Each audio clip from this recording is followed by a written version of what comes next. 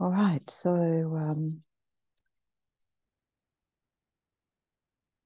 morning. Yesterday was Human Rights Day. Whatever, UN Human Rights Day. Also, the anniversary of the Nobel laureates. And so we went to Tibetan community celebration for His Holiness the Dalai Lama's being bestowed the Nobel Peace Prize in 1989. So it was like 33 years.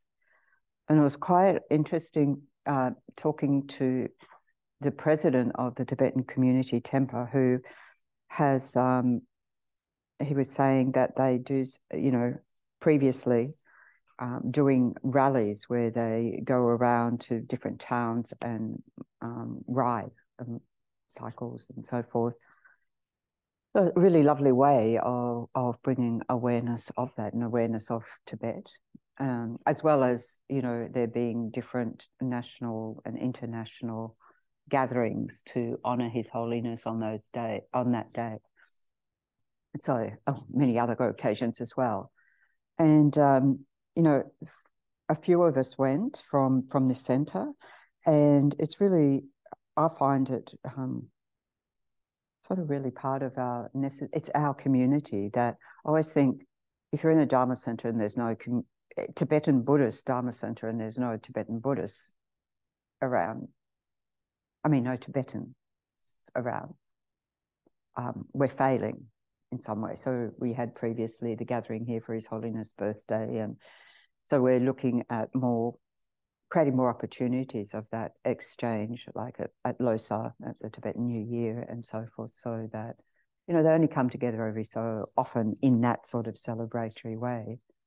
And I know when I've been at other centres, and even I can remember in Sydney at one point, because we were encouraging the Tibetans to come along and so forth. At one point, they would just come and do their own events at the centre, and we'd just sort of come in, make it your own.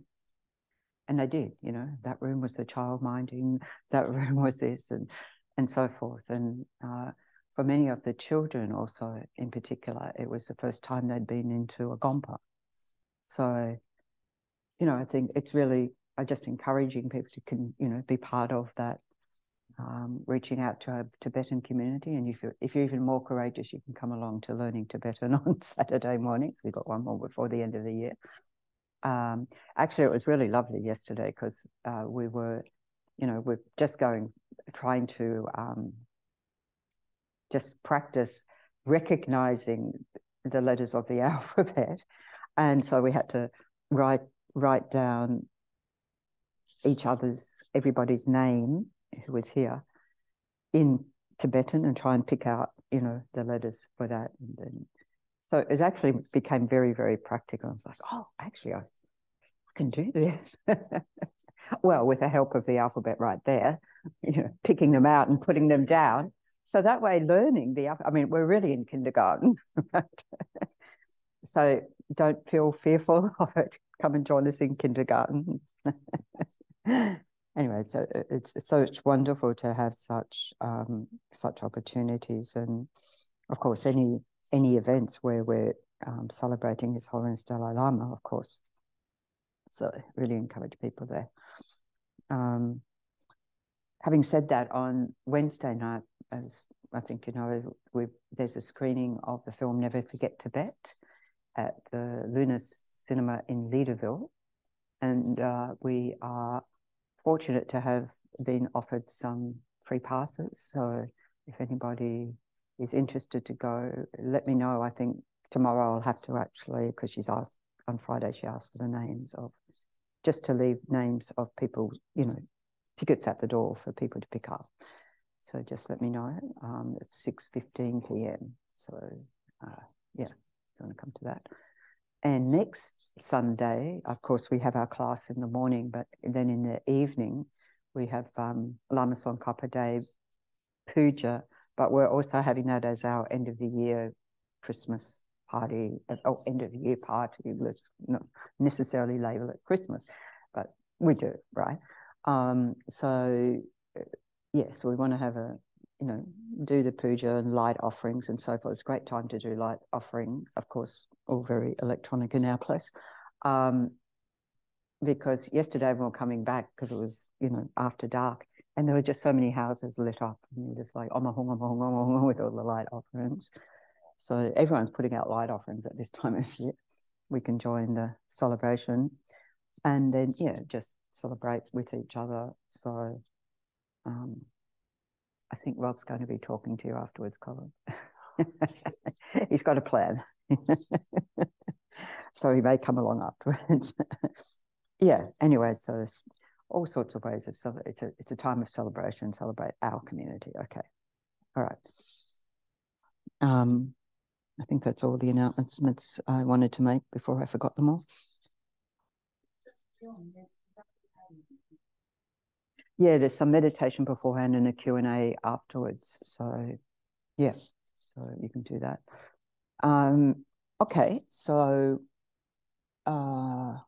we're looking at this topic, death and rebirth. So we were looking at previously how to meditate on the, certainty of the time of death, uncertainty of the time of death, and that the only thing that will help us at the time of death is the Dharma.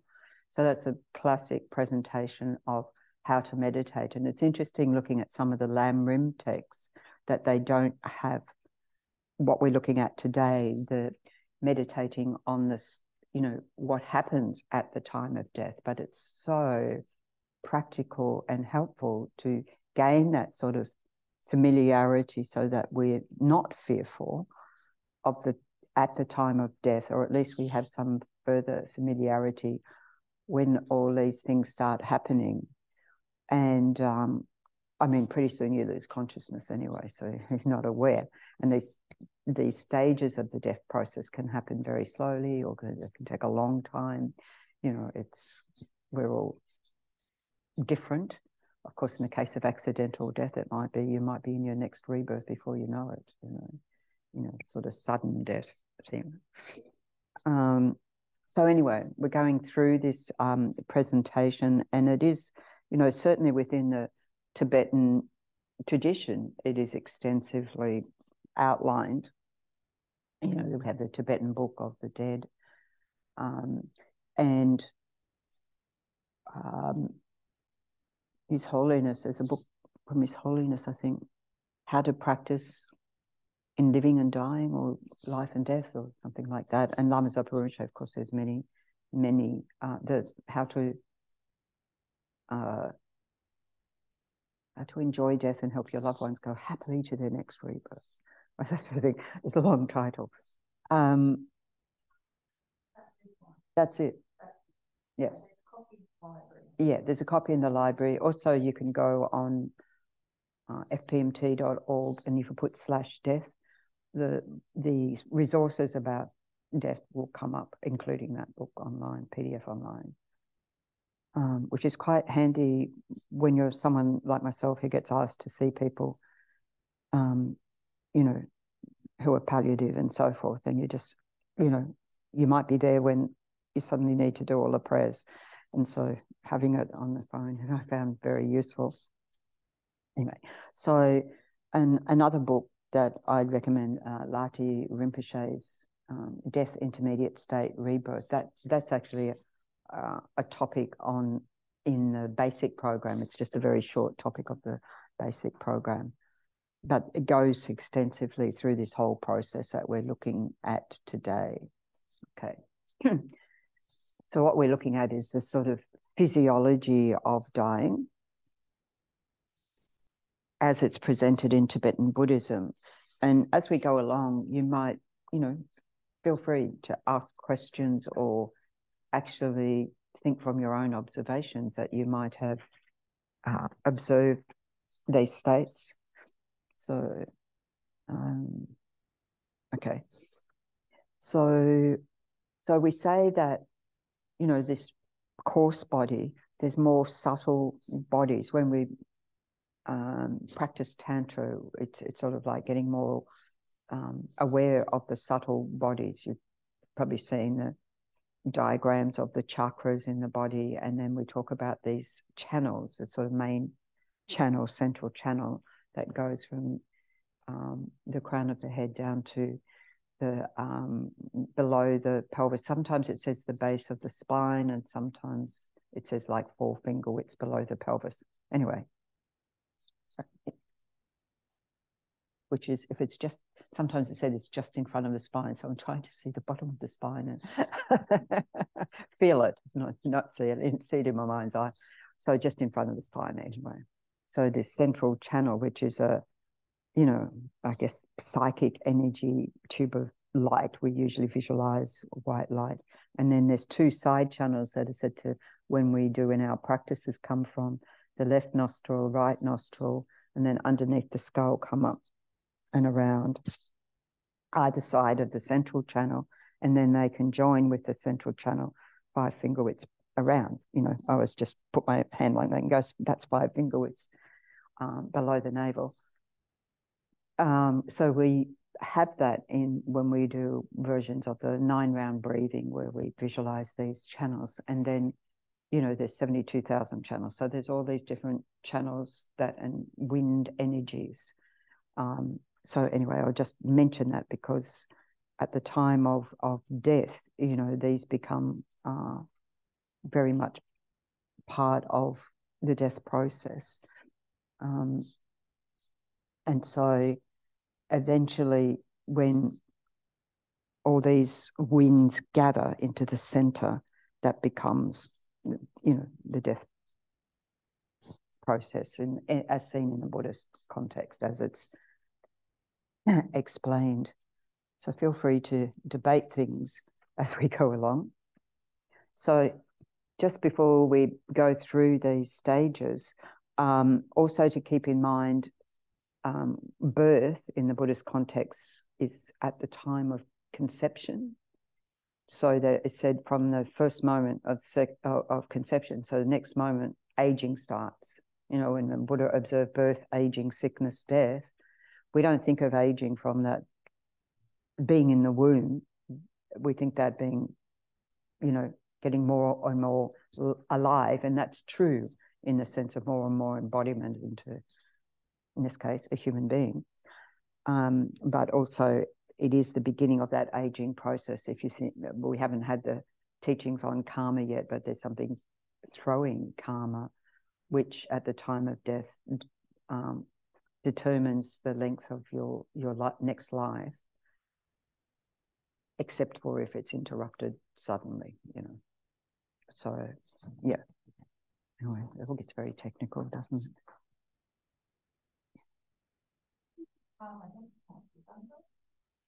Coming up. So, so first of all, so we have these stages of the death process. So first of all, it's indicated that the earth element dissolves.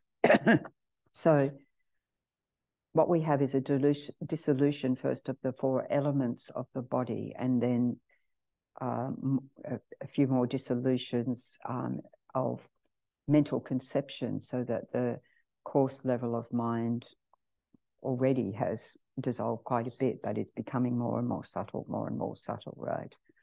So that happens. So we meditate on the death process. We familiarize with it and meditate on that and observe what we can. Even when we're falling asleep, we go through the stages of the death process in terms of, you know, gradually our senses implode and so forth. And some of that we're aware of, but probably not for very long. If you're like me, awake, asleep. Pretty much works for me. So we can familiarize with that and the signs that appear at the same time in the process of death. So we have the 5 aggregates: form, the body, physical form, form, feelings, which is like sensations, discrimination, the ability to perceive things, and compositional factors, all the other mental factors, and consciousness itself, consciousnesses. So these are called the 5 aggregates that make up our body and mind continuum.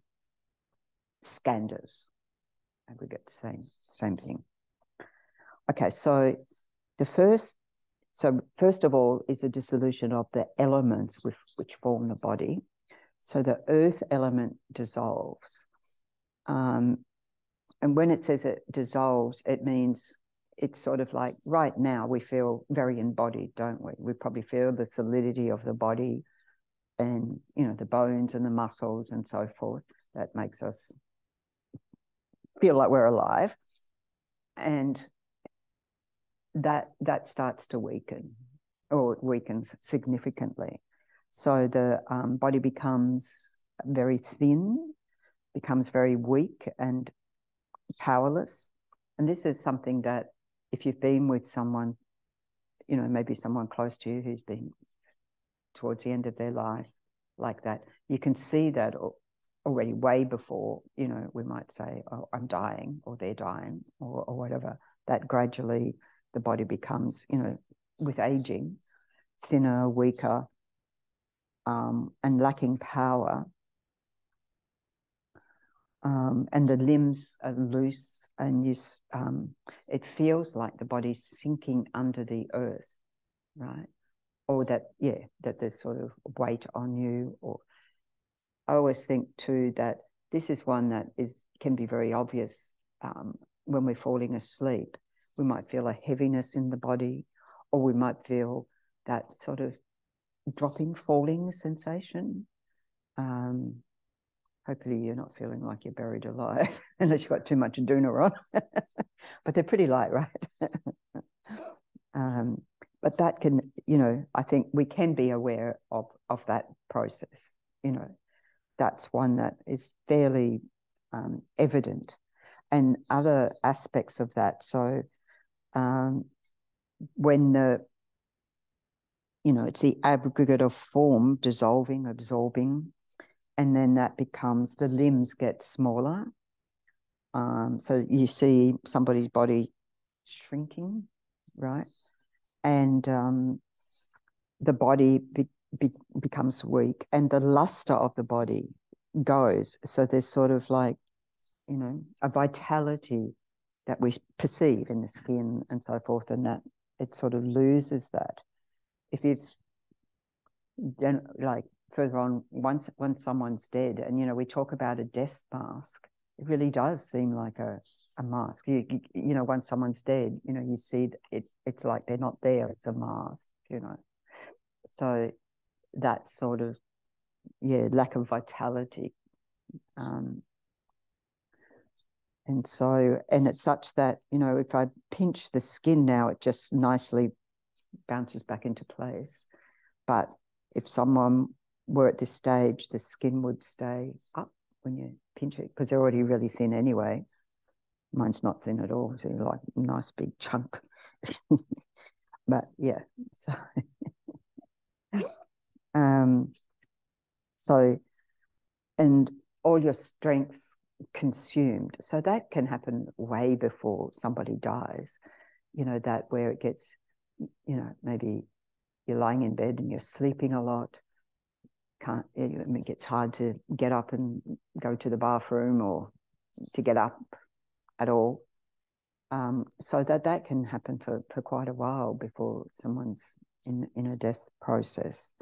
I have to say, in hospitals, the nurses are very quick at knowing when the actual death process is setting, because people can go backwards and forwards, you know, in this particular one, even over a very long period of time.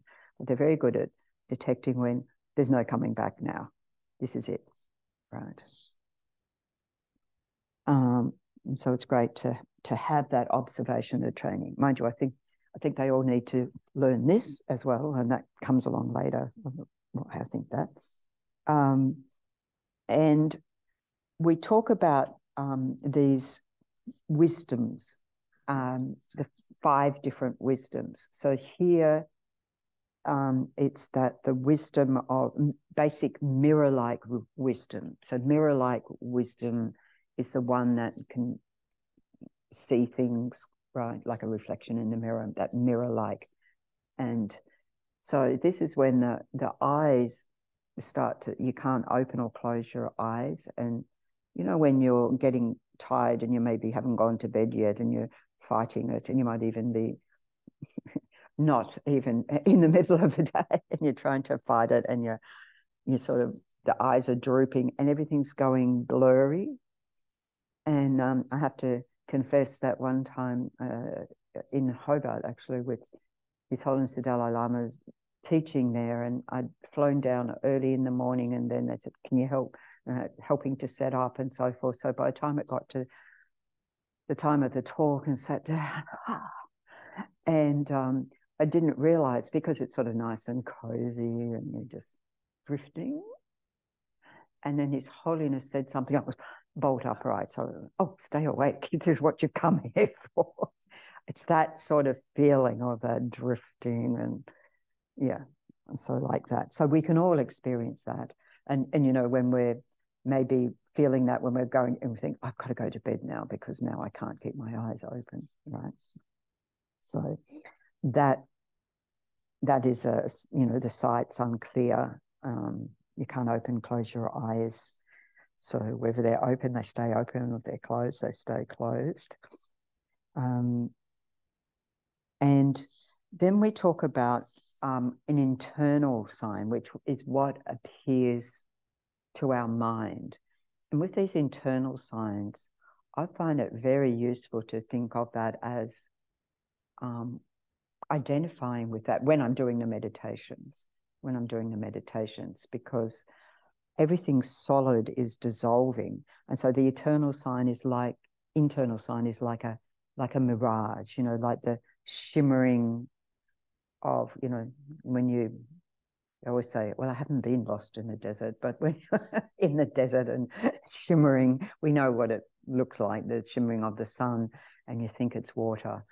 Or I don't think we have to go to the desert, particularly in summer here, the shimmering on the road, the, you know, sort of heating up tarmac, it's like, you see that shimmering effect. So there's many places we can see that shimmering effect. And to not see that it's out there, but actually I am just like this mirage. I'm like a mirage. And I find that very useful because it's familiarizing with that, you know, feeling less embodied, so that, you know, I can think it's okay. You know, should I be aware at this time and I have that experience? I've already had that experience of, oh, this is the mirage. Oh, this is stage one. Well, I won't be quite so clear as that. I may not even be aware of any of these stages, but to use that as lessen the sort of frightening aspect, because people generally in our society, we're not educated what happens at the time of death, and everyone's full of fear, and everyone around them's full of fear and anxiety and so forth. It can be a really stressful time. So to familiarize with that now, so that at least we have some more familiarity. I don't say that fear will not be there at all, but, you know, the more we familiarize, the more we may be even able to observe, right, that process happening. And as I said, that can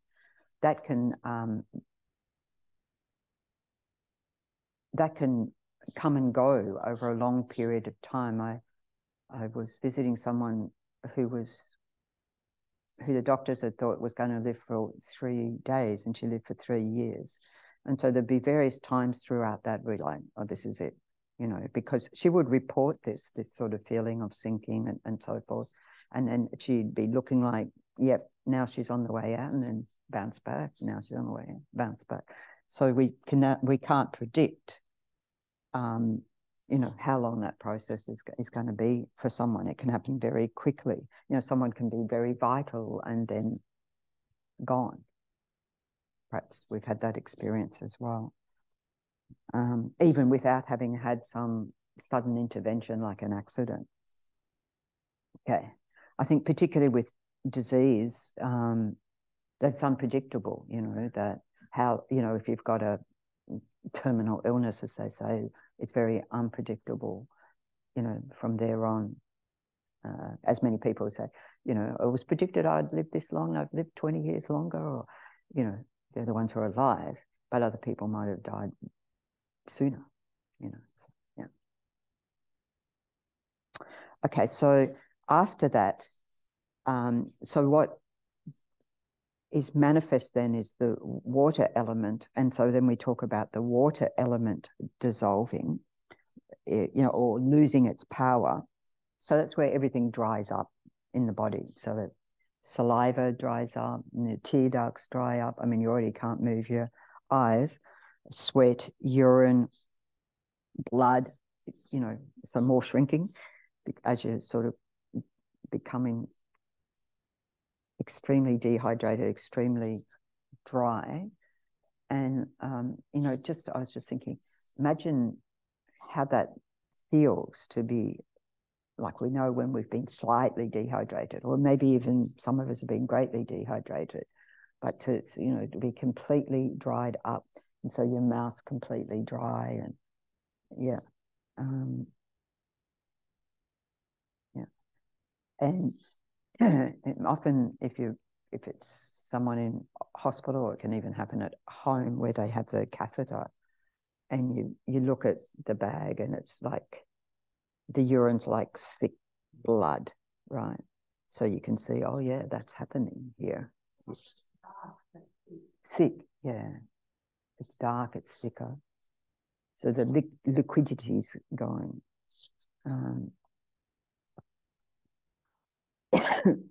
And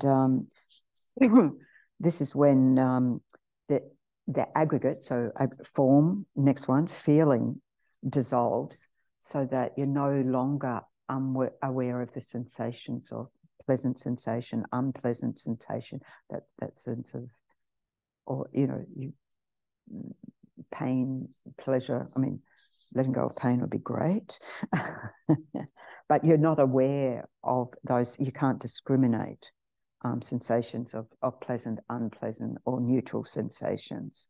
So it's like that ability is completely gone.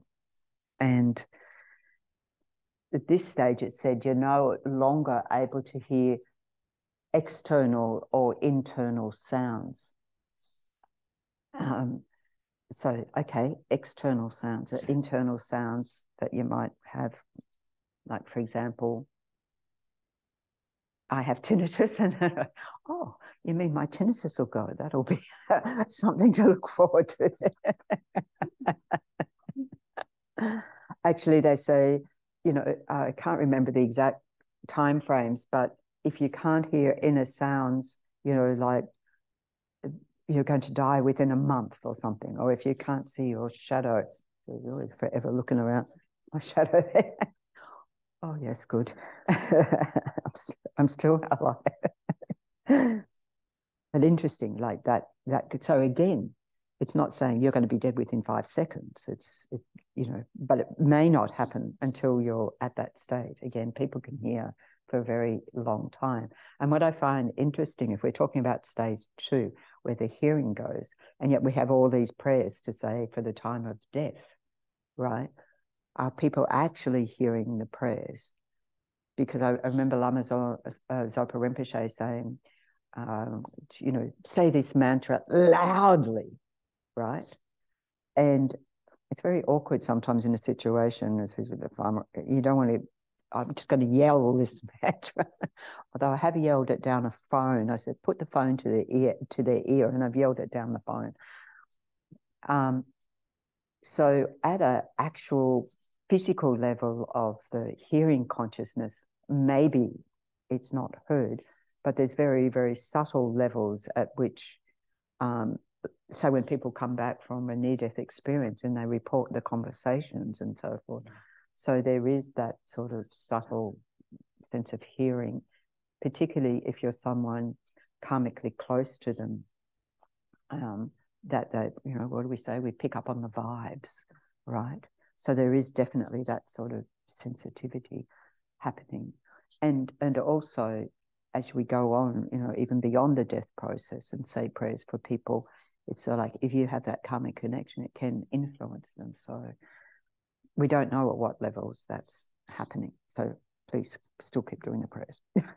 And it also helps the family as well, because they feel like, oh, they're being cared for, that something's helping them after they've died. They've been cared for up till the time of death and now.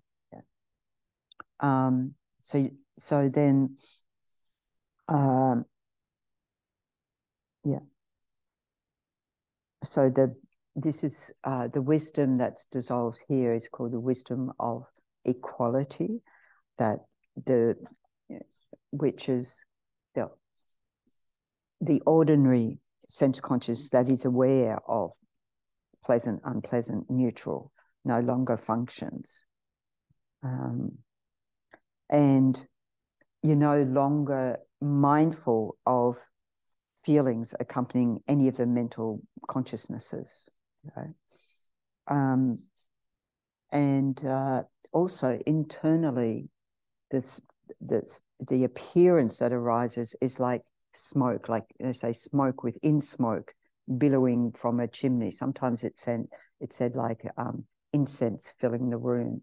So again, here to think, you know, as we're meditating on the process, to think, oh, I'm just like a billowing incense, you know. It's like so intangible, you know. So whether that's more subtle or not than a mirage, you know, I'm just, you know, gone in a puff of smoke.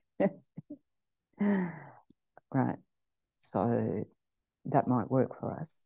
So then that water element dissolves, and did I miss anything out? And then the fire element. So we go earth, water, fire, which is the warmth in the body. So that becomes very clear. The warmth of the body starts to diminish, and from the extremities in towards the heart chakra, right? Towards the center of the chest of the heart chakra. So here, if not before, you lose the ability to digest food. You can't swallow. You can't digest. But actually, you observe that a lot.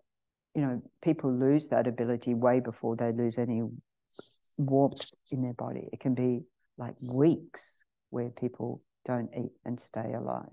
It can be weeks, can be days, can be even less than days. I mean, I've known people eat, you know, in the morning and dead in the afternoon, right?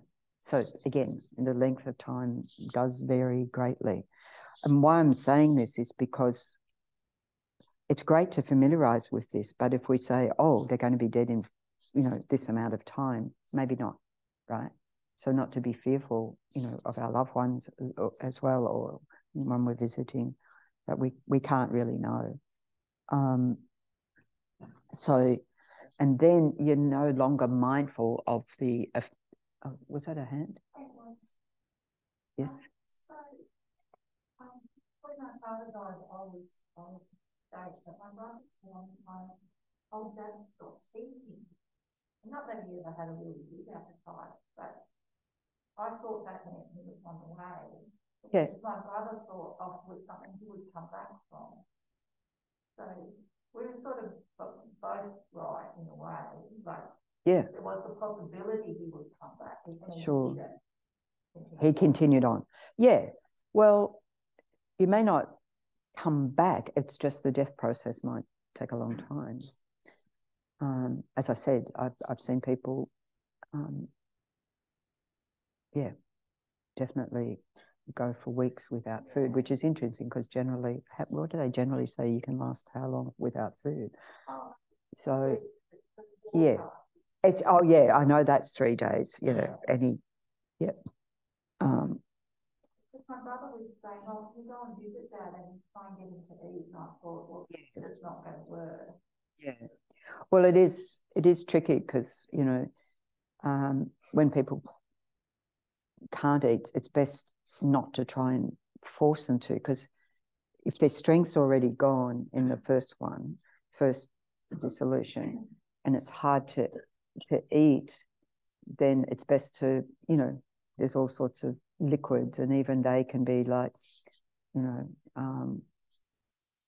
all the protein drinks and things like that. And then it's like, oh, that's too thick for me, or, you know, so broths or frozen, you know, juices, or frozen something with frozen ice cubes, you know, things like that.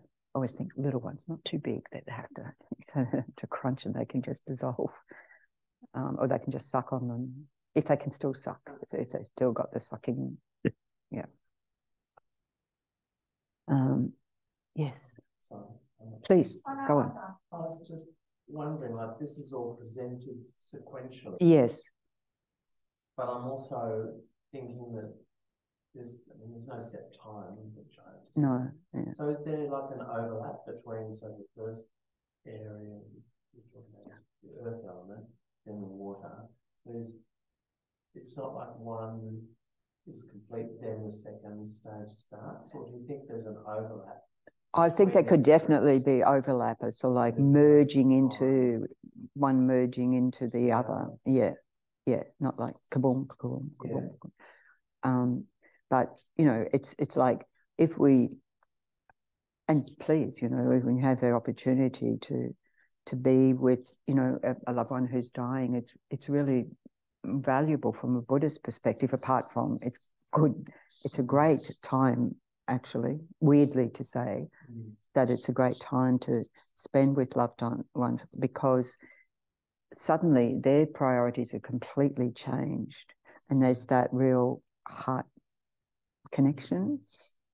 I mean, there may have always been that real heart connection, but it's like becomes more subtle. And, you know, if you've been around people at the time of death, and or even in the weeks or months beforehand, and yeah, it takes on a sort of life of its own, or meaning of its own. It becomes very significant, I find.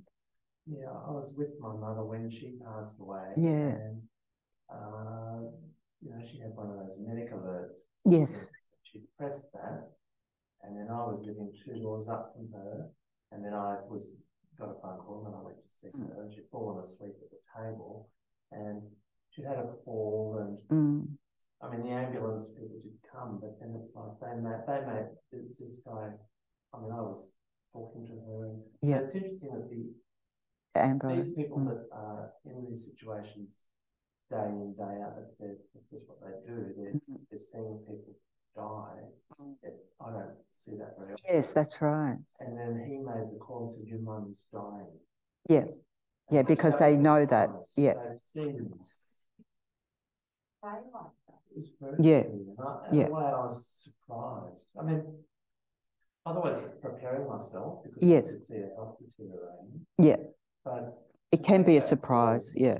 Yeah. And she just made it to the bed after a fall. We helped her. She died in her bed, which is one of the things she wanted to do. So she died rather quickly. Like it wasn't days after that. No, she did die that day. Yeah. But she'd fallen asleep at her dining table the night before, and I was surprised that you're still up. Yeah. I'll help you go to bed. Yeah. Because she was sick and I was sick at the same time with the flu.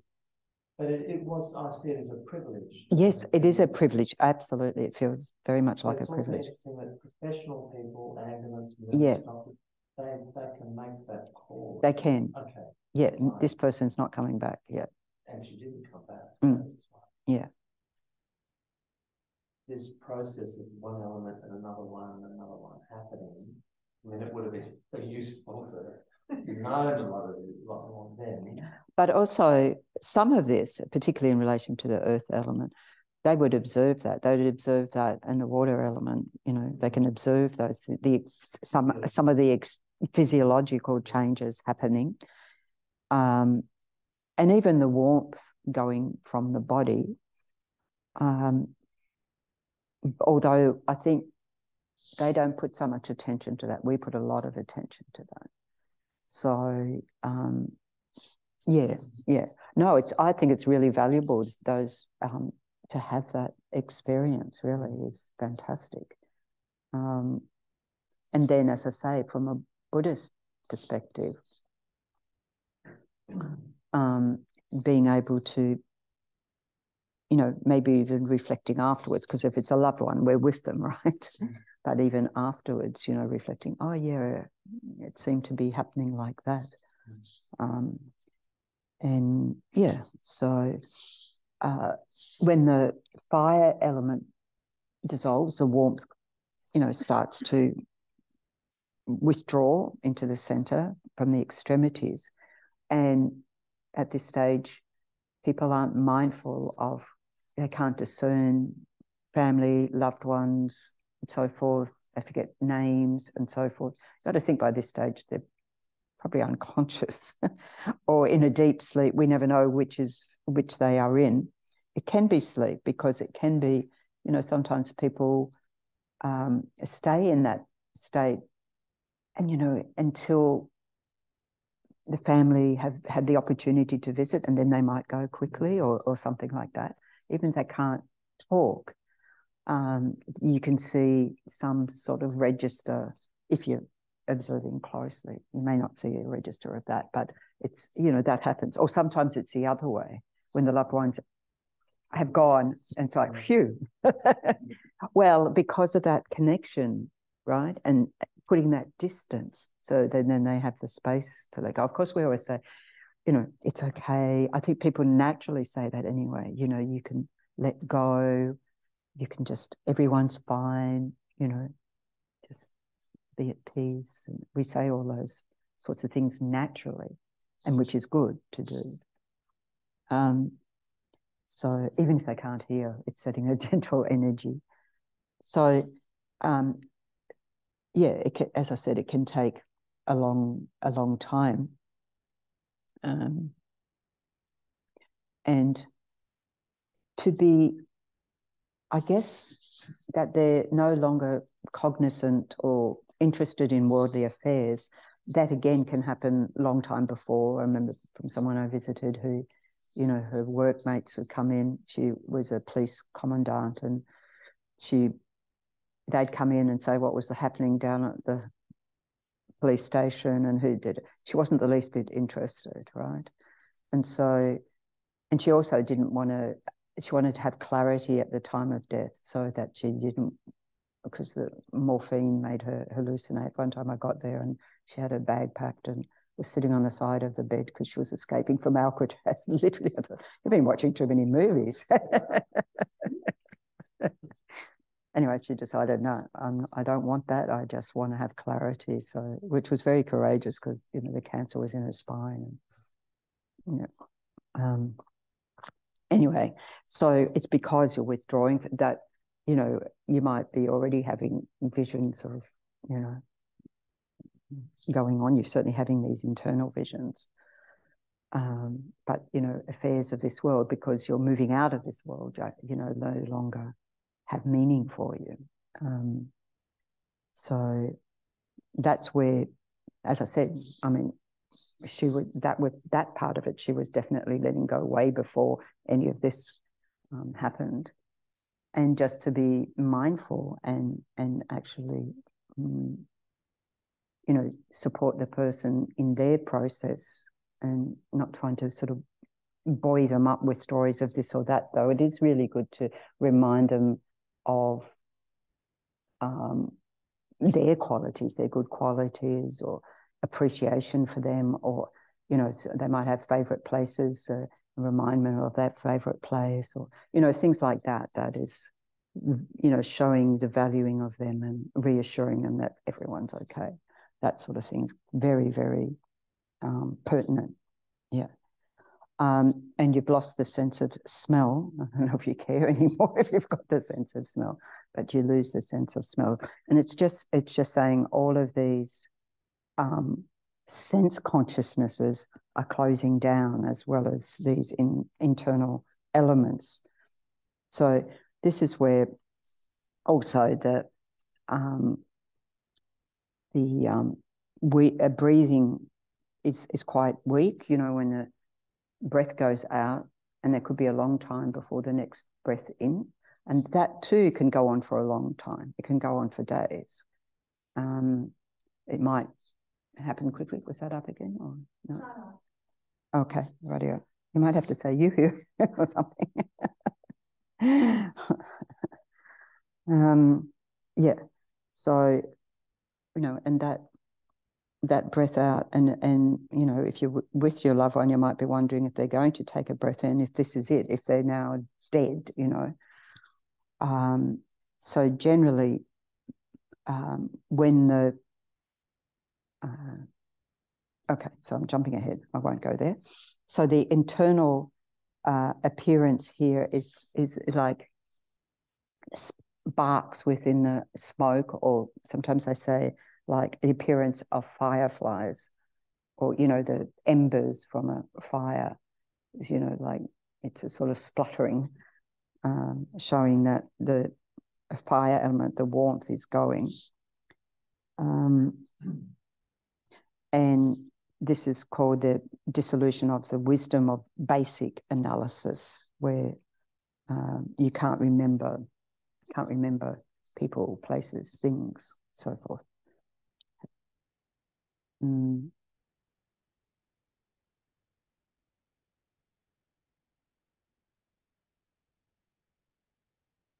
Yeah.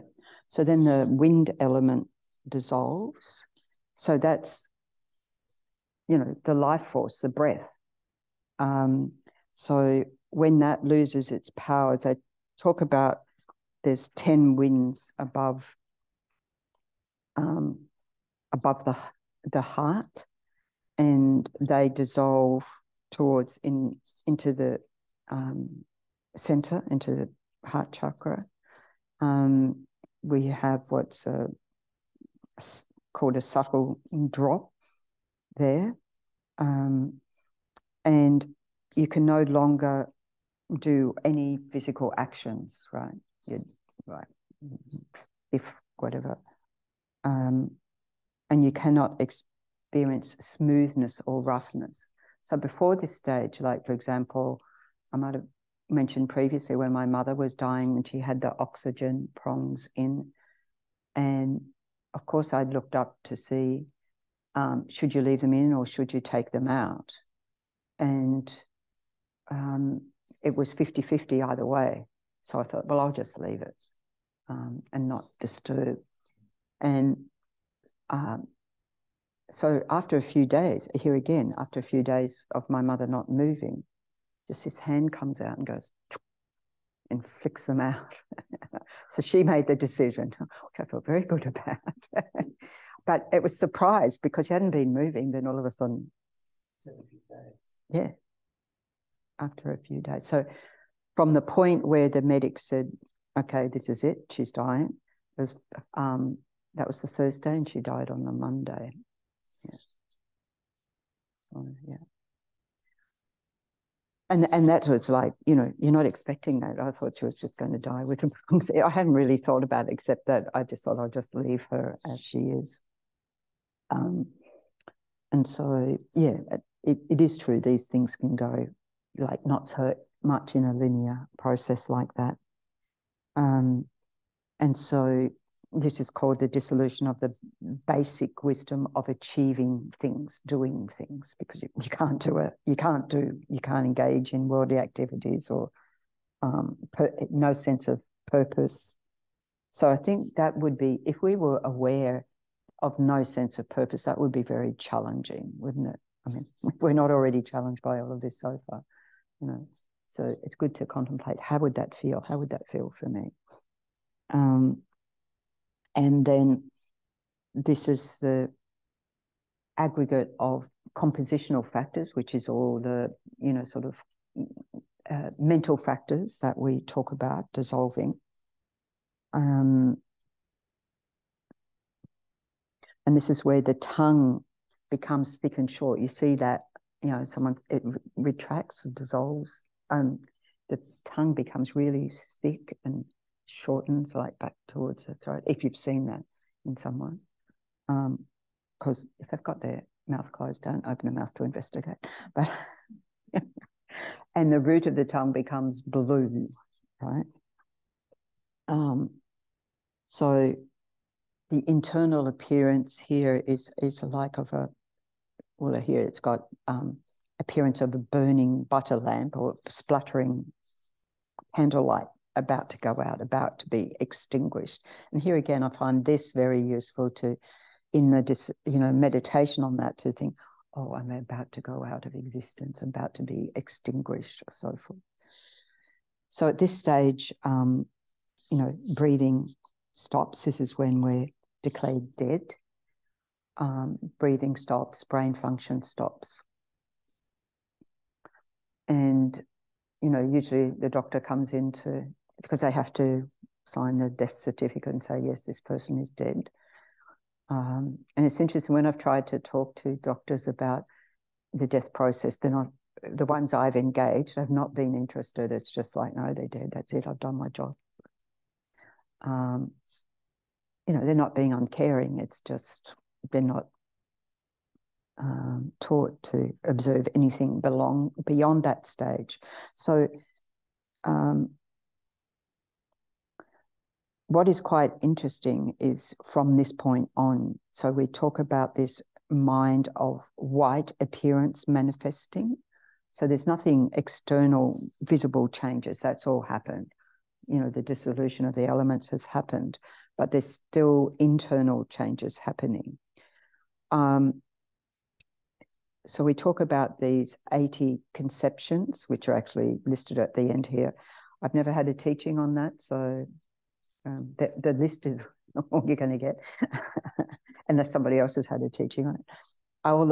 So they start to dissolve and cease, the conceptual processes. So you can think about the mind dissolving down to more and more subtle levels. But this mind of white appearance, if you think about stories and observations of people who've had near-death experiences, and very often they'll talk about this white light or light in a tunnel and experience of peace and bliss, which is always a very good sign.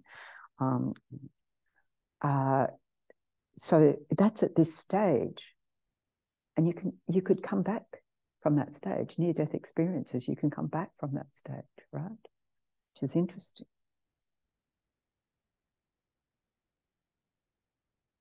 I mean, there's all these stories about, people waking up in coffins and things.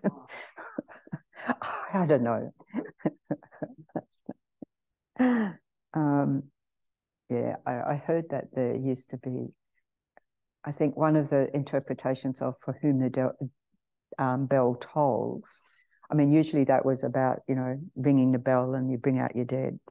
But I said that in some places they had a bell. So that if you were caught in that situation, you could ring the bell and they could unearth you. And so, how does that work?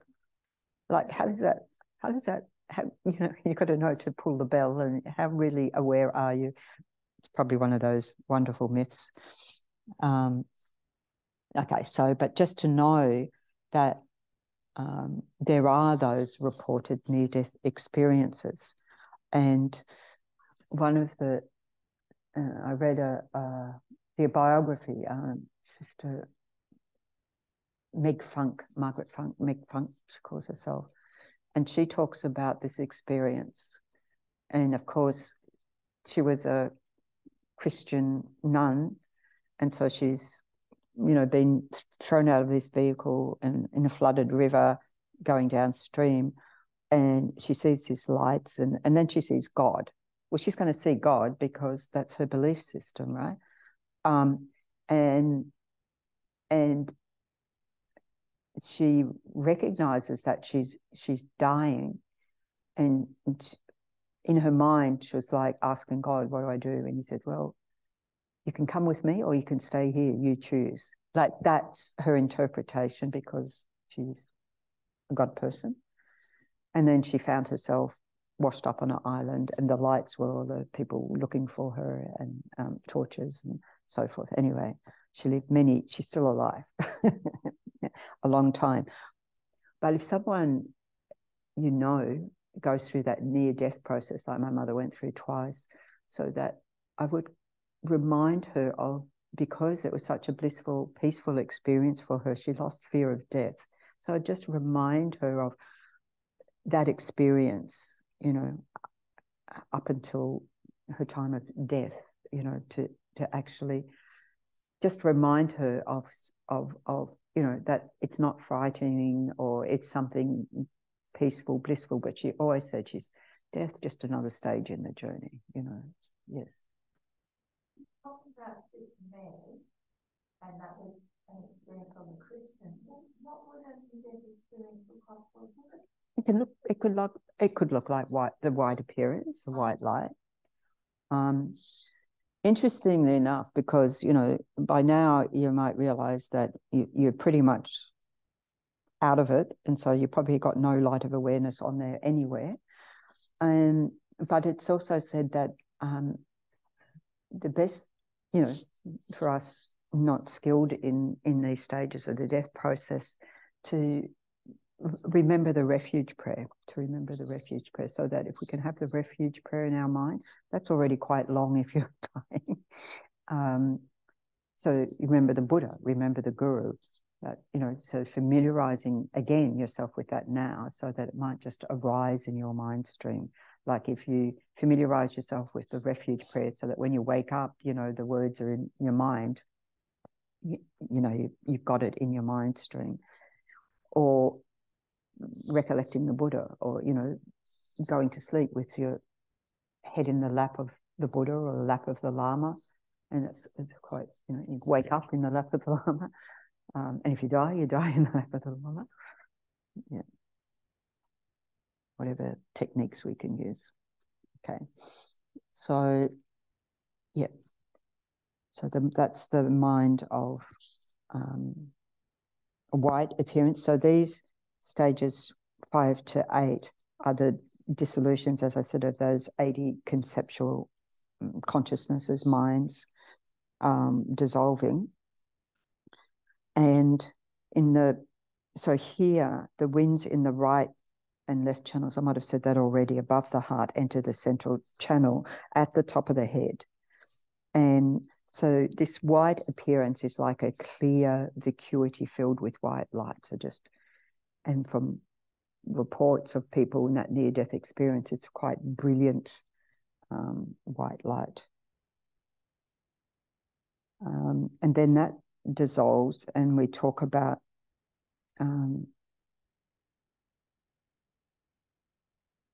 the red increase, or that, you know, red light becomes more manifest. And so these levels of consciousness are dissolving, the mind of white appearance, red increase, black near attainment, next one. So these are subtle levels of mind that during the waking process aren't activated, but they activate at the time of death. And so the red increase, sometimes it's said that, you know, the internal appearance is like, you know, the red of a sunset in autumn, you know, where the sky's completely, sometimes it says sunrise and sometimes sunset. I think sunrise might be easier because it's within a clear vacuity that you've got that red.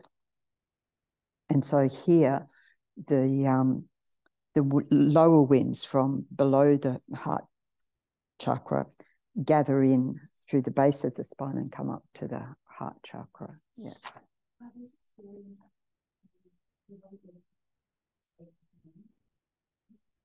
Yes, they are, but whether you actually experience them in an aware state of mind is only by familiarizing with it, right?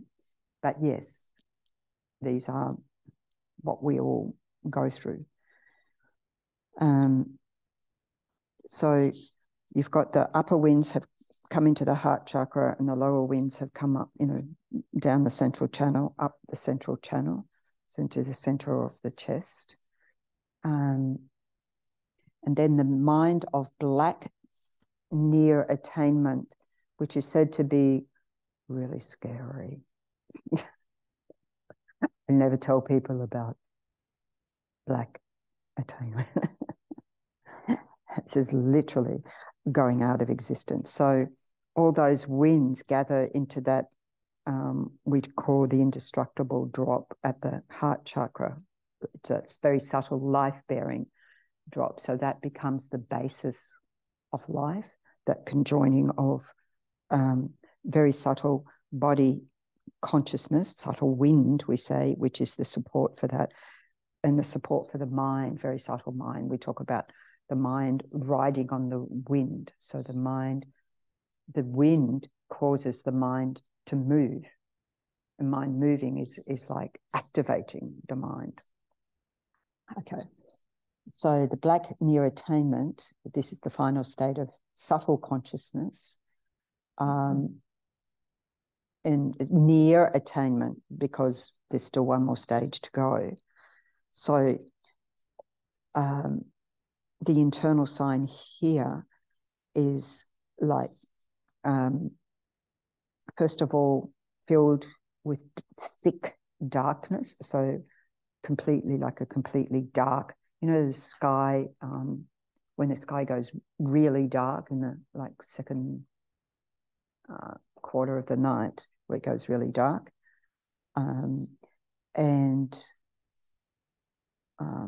Then it's, so that's the first part. And then it's like you swoon into unconsciousness. So that is sort of like, that becomes a bit freaky, like you're fainting, something like that. So you then become, it's like you become unconscious because the mind's become so very subtle. The next stage is the clear light of death. And we talk about, you know, the mind's natural state being clear and luminous. So it's the actual essence of the mind, the clear light of death. So, yeah. There's these stages that occur, the white light, the red light, and the black. To occur over a matter of hours or days. Could be seconds. Could be longer, but could be seconds. Yeah. Yeah. If you had control over the death process, but those who have control over the death process, this is what they're aiming for, this one, the mind of clear light. So everything's dissolved, all the mental processes, physical processes, and all of that's dissolved into this heart chakra, right? And there's definitely no signs of life. You will have literally been declared dead by now, except for a slight warmth around the heart chakra. So this is where, as Buddhists, we say, as long as there's warmth there, the consciousness is still there. This very subtle consciousness is still there in the body. So we don't want to move a body before that. And once, in relation to that, it said that once you've been declared dead, you know, say they've said, okay, you're dead now. For an ordinary human being, 2 to 3 days is that you could be before consciousness leaves the body, right? So, yeah, it can take, so we do like to have people untouched if possible for that period of time. Not always possible, but if we can, to not touch the body, because consciousness is still there while there's warmth still here. So we can usually tell that just by putting our hand above there and see if we can. We don't want to necessarily touch the body, but to feel warmth there. And it's very difficult if somebody's like in a hospital to say don't touch the body when they want to remove this and they want to remove that, and they're saying, how long is it going to take? I don't know. We're changing shift. We need to. What about when rigor mortis sets in? And it's like, believe me, they don't care about rigor mortis, but the hospital staff do. It gets harder for them to move someone. Okay, so, and actually, I was just thinking, because having been there and observing that process and having Lama Zopa Rinpoche saying, is this happening, is that happening, and blah, blah, blah. And when it came to definitely the consciousness had left and turning the body, it wasn't, rigor mortis hadn't set in because the consciousness was still there. So this is what we call the very subtle light of death that we can experience at other times, but we can't necessarily grab hold of that experience. They say you experience it when you sneeze.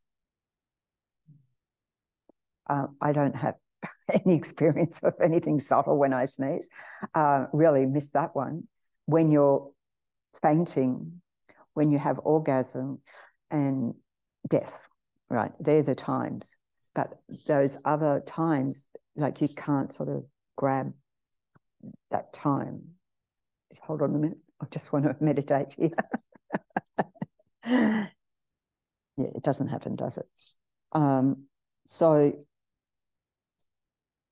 in this clear light, as I said, you know, those who have control over the death process, who have been the ones who've been able to report the death process because they have that awareness, can then use that clear light of death to complete practices, because it's a very subtle level of mind, say to meditate on emptiness and have a realization of emptiness, and or whatever they're meditating on at that point. And they can actually determine how long to stay in that process. So say, well, I'm going to stay here for X amount of time.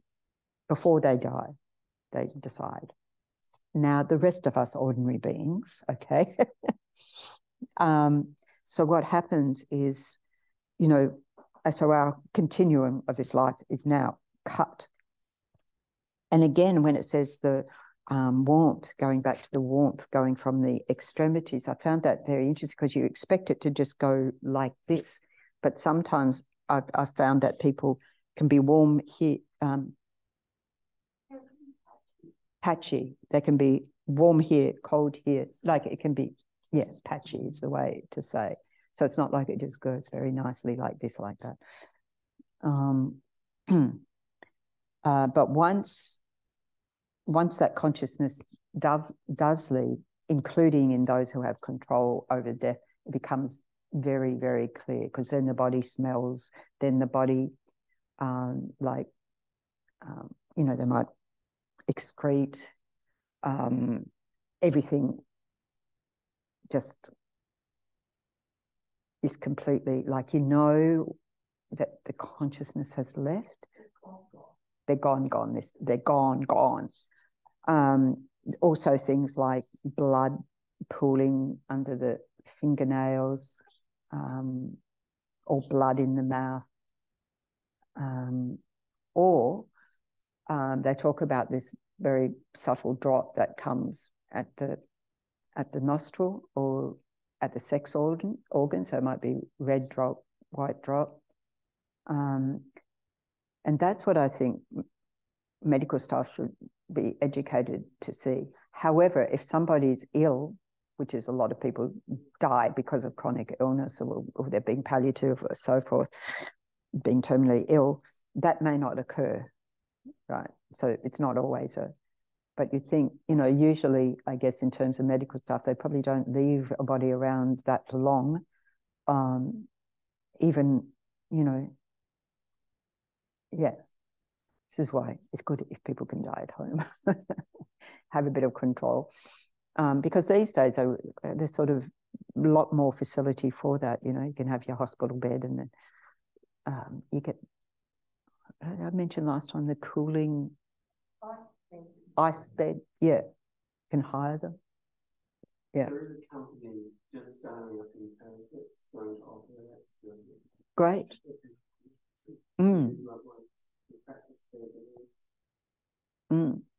That's good. I think they're making it easier to have, you know, palliative care at home and so forth. And let's face it, if you ask anybody, they want to die at home, don't they? I've also heard of carers who, they knew their loved one was dying, they didn't ring the police or the ambulance or anything for a day or two, so that they could do what the person had requested. Yeah. Yeah. Yes. So that's where our Buddhist friendly doctors come in really handy, because they can tell you how long before they need to sign the death certificate, and yeah, they're very good. But in a hospital setting, I mean, I think the least amount of time I've had when someone's been declared dead has been an hour. So I always think you've only got an hour. So what prayers are you going to say in that time? And then the most amount of time I've had is not even 24 hours, a bit less than 24 hours. But also the person themselves consciousness might have gone before that. I do know that some people in our in our tradition have had situations where in a hospice type situation, or they've been, like the staff have been very supportive of just allowing whatever time is necessary. So, why we say not moving the body is that because touching the body can, if I touch my arm, where does my consciousness go? It goes there. So that, and they say the first thing to do is pull by the hair on their head. In case my dad, there was one hair on top of his head. And I thought, I'm going to pull it out. But actually it was really, really hard. The skin was really hard. So it's like you just pulled. And that's because you want consciousness, that's the highest point of the body, to come out through there. But a lot of the lamas say, unless you actually got any control whatsoever, it doesn't matter that much, right? So I think we need to not get distressed if we don't have all of those opportunities. Anyway, so after this, us mere mortals, we were at the clear light of death, and then that subtle wind at some point moves and the consciousness separates from the body and enters a intermediate state body we call a bardo body, a subtle physical body, which is said to be a subtle form. It's light form, let's say. It's not physical, that of your future body. With all, as it says here, it's got all the sense faculties. It's all its major and secondary limbs simultaneously completed. So it's actually got that form, just ta-da. This is before a fetus develops. It's not the actual physical corporal body. And a subtle mental body. So neither can it be harmed, nor is it impeded. So it can go through walls, can go through mountains, so that even you're a long way away from that loved one and you're saying the prayers, there's no problem, because, your mind, their mind, subtle mind can connect. So except the only thing that obstructs it is the future mother's womb.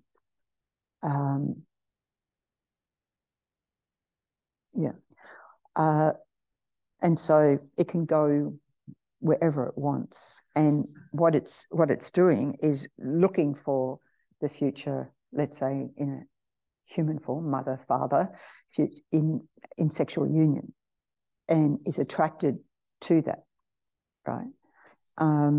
So there's all sorts of teachings about that, what happens at that time of sex, of the consciousness entering at the time, entering the womb at that time, which makes the physical body. You need the mental consciousness to, the mum and dad make the physical body, but you need the mental consciousness to combine with that to make life. Okay, this is our presentation.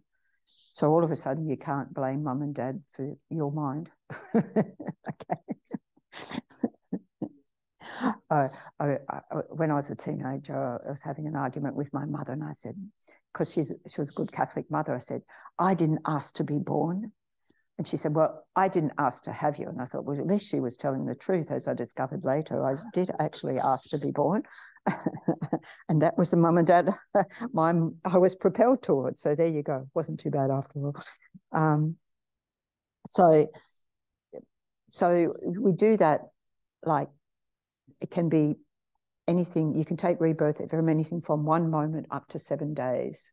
And then if you haven't found that future mum and dad, then you do a mini sort of going through the death process again. It's called small death. So you do a sort of quick rendition of these dissolutions, and then because it's all in a subtle form anyway. So that can happen up to 7 times, which is why we say the prayers for 49 days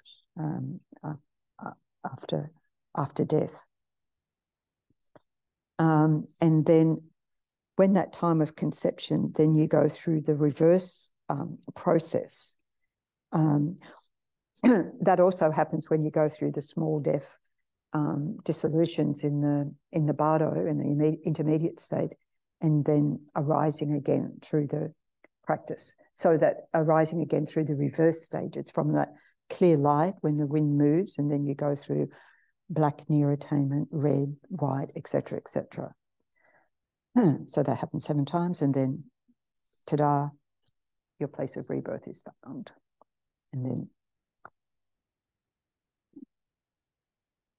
And then aging starts. Okay, so yeah, so part of the presentation here, which I can't comment on, but I'll just present it. So it said that whether you're born male or female depends on your strong attachment or strong aversion. So that if you're going to be born male, you feel intense aversion towards the father and jealousy or desire towards the mother, attachment towards the mother. If you're going to be born female, it's the opposite. So this is where I found,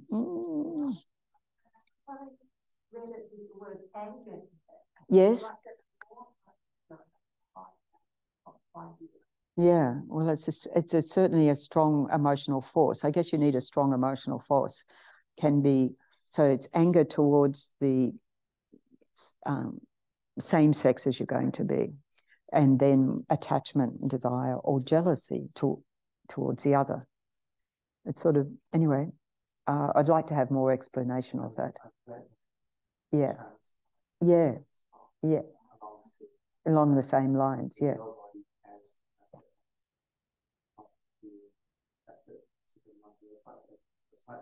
To the father, yeah.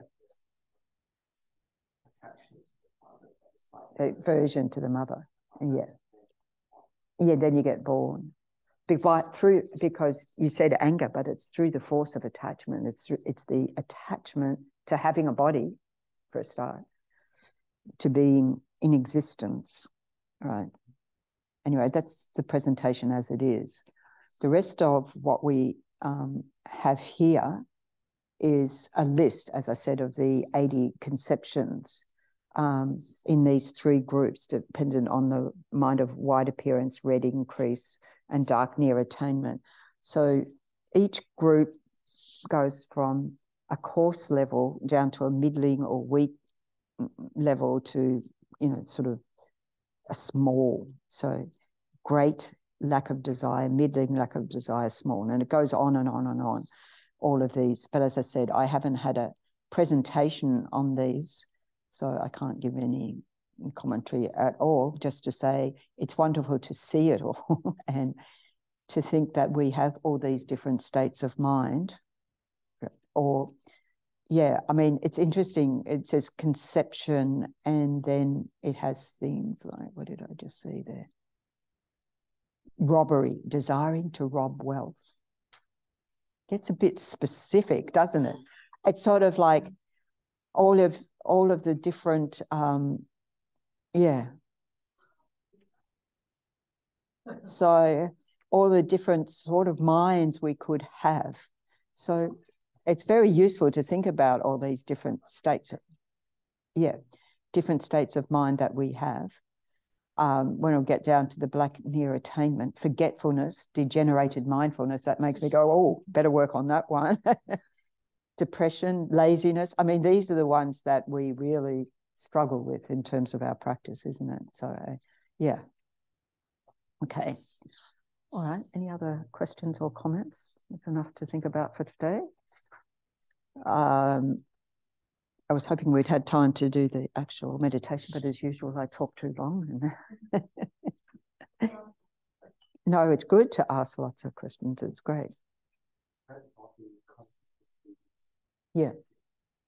Whichever part of the body is still the last bit, that's where the consciousness. Yeah, it said that. Yeah. So you feel over the head. Yeah. You know it's high. Yeah.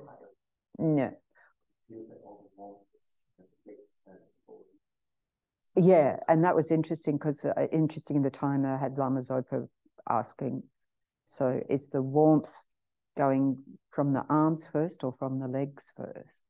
Because that's upper and lower and things like that. So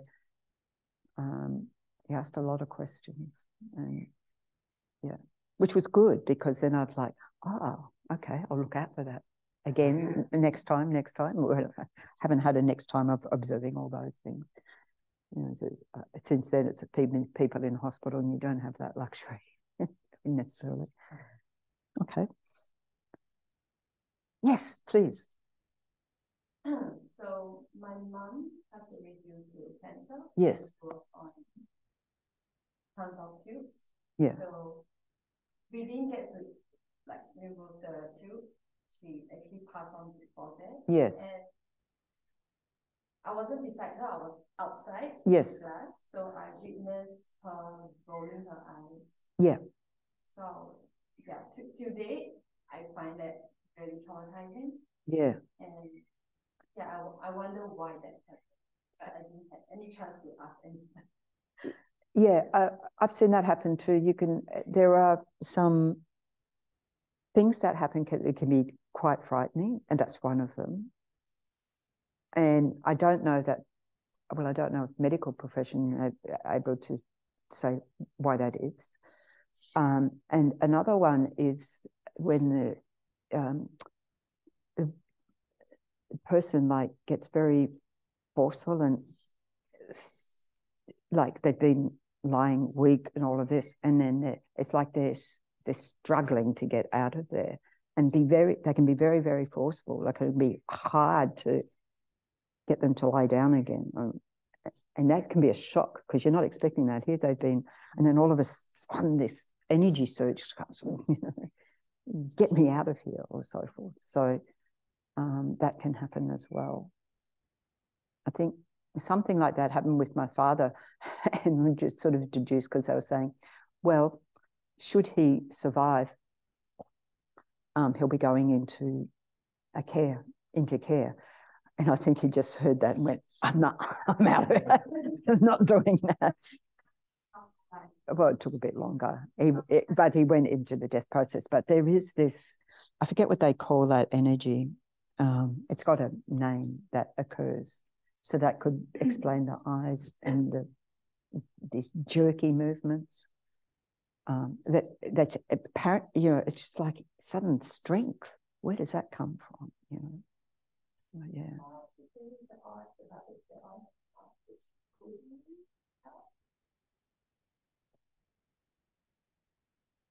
Don't know. Could be.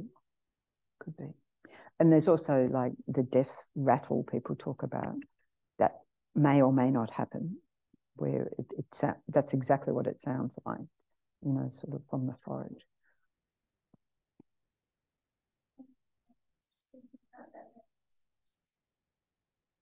Yeah.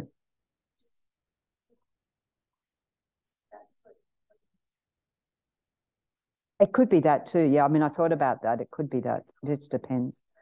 Yeah. So before it's that day itself, as in we had discussion with the whole family, thinking that okay, we will remove the tube. Yeah. So we were just asking for consent. Yeah. Like, hey mom, we are thinking of doing this tomorrow. What do you think? Can you like give us signs? I mean, she's unconscious already. So I was just hoping that she will probably roll her eyes or whatsoever, give me a sign, like, is it okay? And well, that would have been her giving you the sign, Yeah, but there wasn't any sign. It was just high blood pressure. Oh, okay. Blood pressure. And I was like, okay, mom, I don't understand what that sign. And eventually she passed on that evening. Yeah, that can happen. I remember one of our students that they were this was in America, and she was her organs were all closing down, and so forth, and they were deciding whether to keep her on life support or not. And fortunately, she pulled the plug herself. You know, she died before they took the life support off. So it was like that. It was going to be the next day, but she died just there. So when her eyes rolled back, I was like, so that was possible. Why did you give me a sign or something? Yeah. Yeah. So yeah. I was kind of confused, like, why did the eyes roll back? Yeah. Like, is it spiritually, is there something? Or, no, it would be maybe just literally a sign that you could understand. Yeah. Yeah. It's like, you know, as I said, you know, that people can look like they're dead and then, you know, they wait until the family come, and even though they haven't got at the point where they can't recognize near ones and so forth, so even though they can't speak anymore, you will still hear, you might see a flickering of the eye or something like that you don't expect because you think they've gone beyond that state. Yeah. But we don't really know. Yeah. But it gives us a general sort of view of what happens. And as I said, if we can meditate, you know, even, you know, keeping that light of awareness as you falling asleep and see what you can observe, and then as you're waking up, re-embodying and seeing what you can observe there. Even though those states are quite, that we have consciousness around and just observe, oh, that's that happening. Oh, yeah, my eyes are blurry as I'm waking up. I'm not quite hearing sounds very clearly. And then all of a sudden you are, because the alarm went off. Okay, lots to think about. Okay, thanks everyone. So we would dedicate page 15, 16. Third one down. Through the merits of these virtuous actions, may I quickly attain the state of a Guru Buddha and lead all living beings without exception into that enlightened state. May the precious body mine, not yet born, arise and grow. May that born have no decline, but increase for evermore. And long life prayers, page 19. The wish-granting, wish-fulfilling jewel, source of every single benefit and happiness in this world, to the incomparably kind Tenzin Gyatso, I beseech, may all your holy wishes be spontaneously fulfilled. Page 22. You who uphold the subduer's moral way, who serves as a bountiful bearer of all, sustaining, preserving, and spreading Manjanath's victorious doctrine, who masterfully accomplishes magnificent prayers honoring the three jewels, Savior of myself and others, your disciples, please, please live long. Lord of Dharma, who in accordance with the various dispositions of those to be subdued, makes clear in the light of your well-spoken advice the sacred Ganden tradition, essence of Buddha's teachings, O foremost and holy Lama, to you who are supreme. O Lama, please, please live long. Okay. Of course, you can see we have, ta-da, a Christmas tree.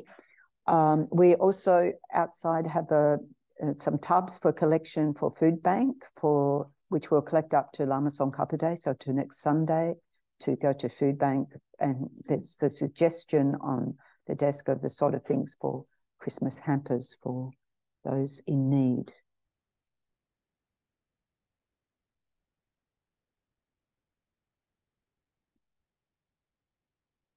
Okay.